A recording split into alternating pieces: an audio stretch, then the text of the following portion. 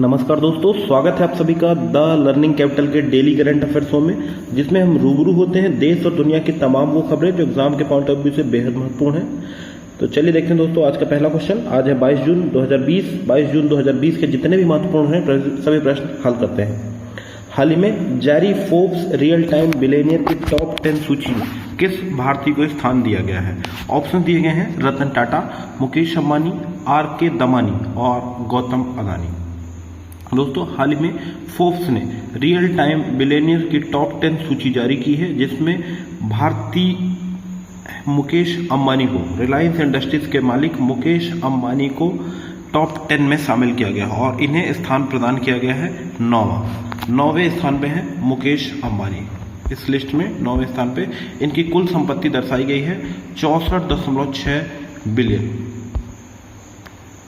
और दूसरे स्थान पे है 84वें स्थान पे R.K. दमानी। डी मार्ट के R.K. दमानी को इस लिस्ट में 84वां स्थान प्राप्त दिया गया है। इस लिस्ट में दोस्तों पहला स्थान दिया गया है अमेजन के ओनर जेफ बेजोस को और दूसरा स्थान माइक्रोसॉफ्ट के बिल गेट्स को दूसरा स्थान प्रदान किया गया है। नया क्वेश्चन देखते दोस्तों, हाल ही में किसे national institute of public finance and policy के अध्यक्ष के रूप में चुना गया है? ऑप्शन दिए गए हैं दोस्तों उर्जित पटेल, रघुराम राजन, विजय केलकर और इनमें से कोई नहीं। सबसे पहले जानते हैं दोस्तों NIPFP national institute of public finance and policy. यह एक ऑटोनॉमस रिसर्च सेंटर है, अंडर मिनिस्ट्री ऑफ फाइनेंस के अंतर्गत कार्य करता है। भारत सरकार के लिए लोक वित्त तथा योजना निर्माण में थिंक टैंक की भूमिका निभाता है national institute of public finance policy. इसकी स्थापना हुई थी दोस्तों वर्ष 1976 में। इसका हेडक्वार्टर है नई दिल्ली में और इसके अध्यक्ष के रूप में कार्य कर रहे थे अभी विजय केलकर का स्थान ले लिया है पूर्व RBI गवर्नर उर्जित पटेल ने।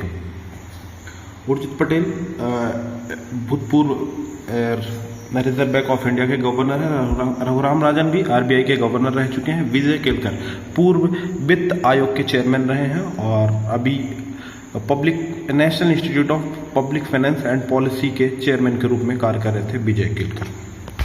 नेक्स्ट क्वेश्चन देखते दोस्तों, हाल ही में सत्यभामा पोर्टल किस मंत्रालय के द्वारा लॉन्च किया गया है? ऑप्शन दिए गए हैं मानव संसाधन विकास मंत्रालय, सूचना एवं प्रौद्योगिकी मंत्रालय, कोयला एवं खनन मंत्रालय और इनमें से कोई नहीं।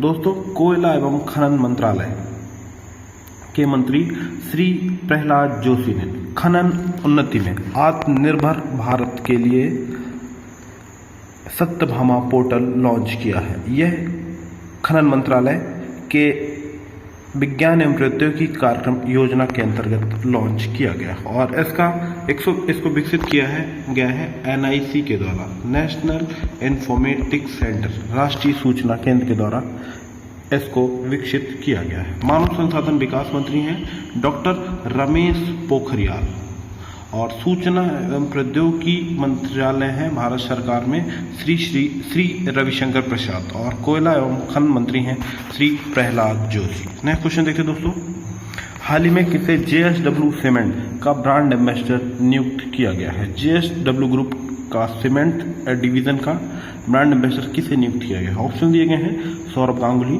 सुनील छेत्री, A तथा B दोनों, इनमें से कोई नहीं। तो हाल ही में पूर्व भारतीय क्रिकेट कप्तान सौरभ गांगुली तथा वर्तमान में भारतीय टीम के फुटबॉल के कप्तान सुनील छेत्री को JSW सीमेंट ने अपना ब्रांड एम्बेसडर नियुक्त किया है। पूर्व भारतीय कप्तान सौरभ गांगुली वर्तमान में BCCI board of cricket control in India के चेयरमैन प्रेसिडेंट के रूप में भी कार्य कर रहे हैं सौरभ गांगुली। नेक्स्ट क्वेश्चन देखते दोस्तों, हाल ही में आवासीय एवं शहरी मामलों के मंत्रालय ने PM स्वनिधि के क्रियान्वयन के लिए किसके साथ समझौता किया है? ऑप्शन दिए गए हैं state bank of India, NABARD, SIDBI और LIC। सबसे पहले जानते हैं दोस्तों PM स्वनिधि योजना क्या है। हाल ही में भारत के प्रधानमंत्री श्री नरेंद्र मोदी जी के द्वारा MSME mean micro small and medium scale enterprises के आत्मनिर्भर बनाने के लिए PM स्वनिधि योजना लागू की गई थी। इसका फुल फॉर्म होता है PM street vendor Atmanirbhar Nidhi. इस योजना से लाभान्वित होने वाले सभी MSMEs को आसानी से वित्त उपलब्ध कराने के लिए सिडबी के साथ small industries development bank of India भारतीय लघु उद्योग विकास बैंक के साथ MOU साइन किया है ministry of housing and urban affairs, और समझौता किया है सिडबी के साथ। और इस योजना के अंतर्गत 10,000 रुपये तक का आसानी से लोन उपलब्ध कराया जाएगा स्ट्रीट वेंडर्स को। सिडबी पे नज़र डालते हैं दोस्तों। सिडबी की स्थापना हुई थी वर्ष 1990 में और इसका हेडक्वार्टर है उत्तर प्रदेश की राजधानी लखनऊ में। मोहम्मद मुस्तफ़ा वर्तमान में चेयरमैन और डायरेक्टर के रूप में कार्य कर रहे हैं सिडबी के।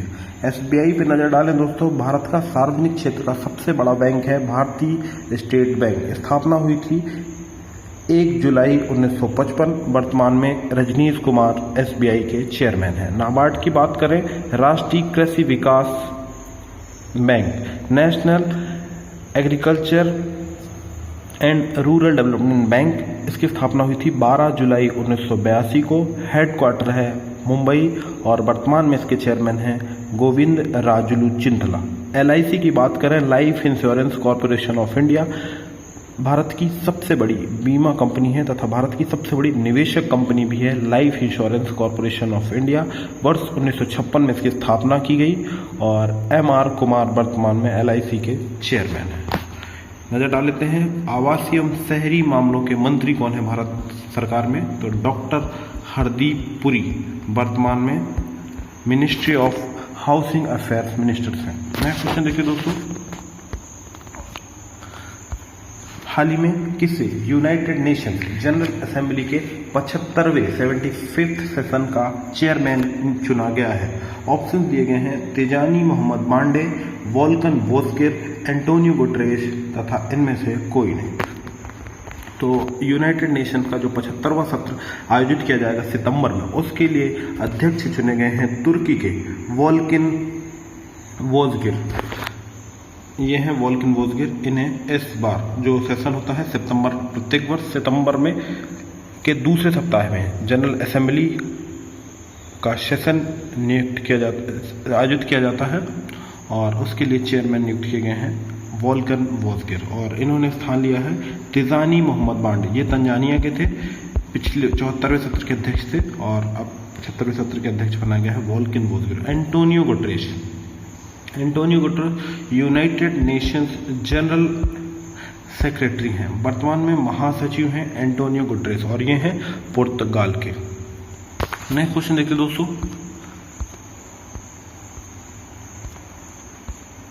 हाल ही में किस राज्य सरकार ने प्रत्येक ग्राम पंचायत में कोविड केयर होम्स स्थापित करने की घोषणा की है?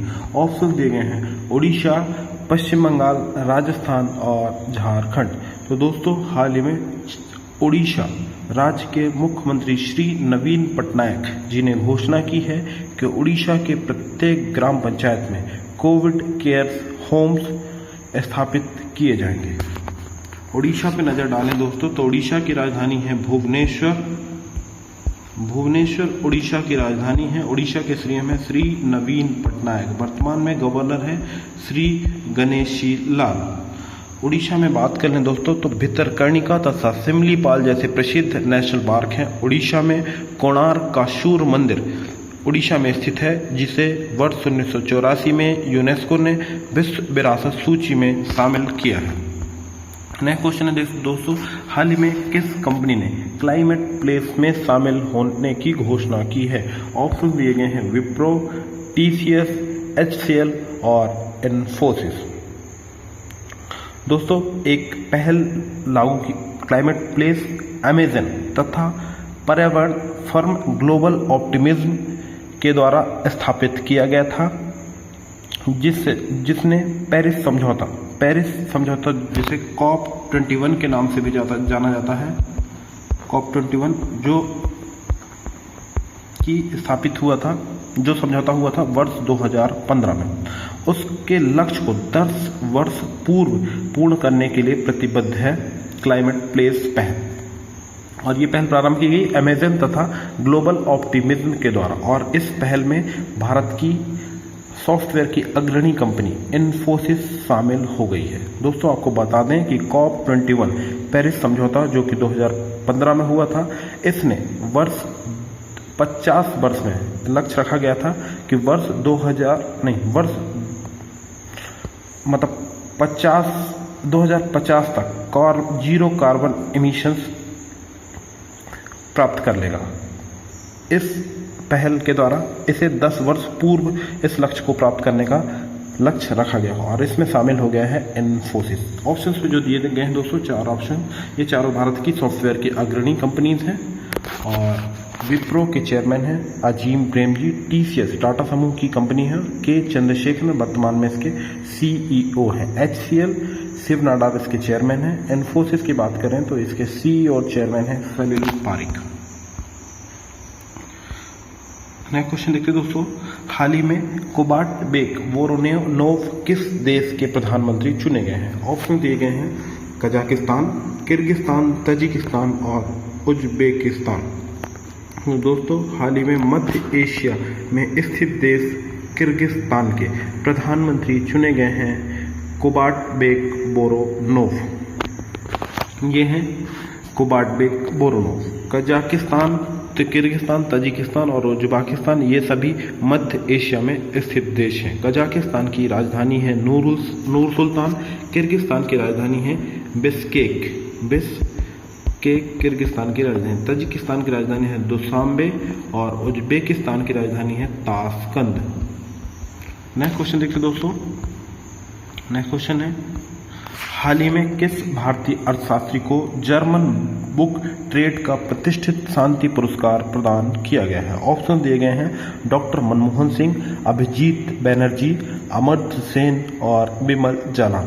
तो दोस्तों प्रसिद्ध भारतीय अर्थशास्त्री तथा नोबेल पुरस्कार विजेता अमर्त्य सेन को जर्मन बुक ट्रेड के प्रतिष्ठित शांति पुरस्कार से नवाजा गया है। उन्हें वैश्विक न्याय, शिक्षा और स्वास्थ्य सेवा में सामाजिक असमानता के मुद्दों को संबोधित करने के लिए अग्रणी कार्य के लिए सम्मानित किया गया है।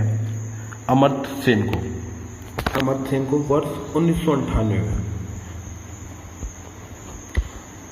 दुनिया के सर्वोच्च पुरस्कार नोबेल से अर्थशास्त्र के नोबेल से नवाजा गया वर्ष 1998। अभिजीत बैनर्जी भारतीय मूल के अर्थशास्त्री हैं। इन्हें हाल ही में यानी वर्ष 2019 में अर्थशास्त्र का नोबेल प्रदान किया गया है। पूर्व भारतीय प्रधानमंत्री तथा RBI के गवर्नर डॉक्टर मनमोहन सिंह हैं और बिमल जालान जाने माने अर्थशास्त्री तथा पूर्व RBI गवर्नर हैं। दोस्तों आप ये है अमर्त्य सेन।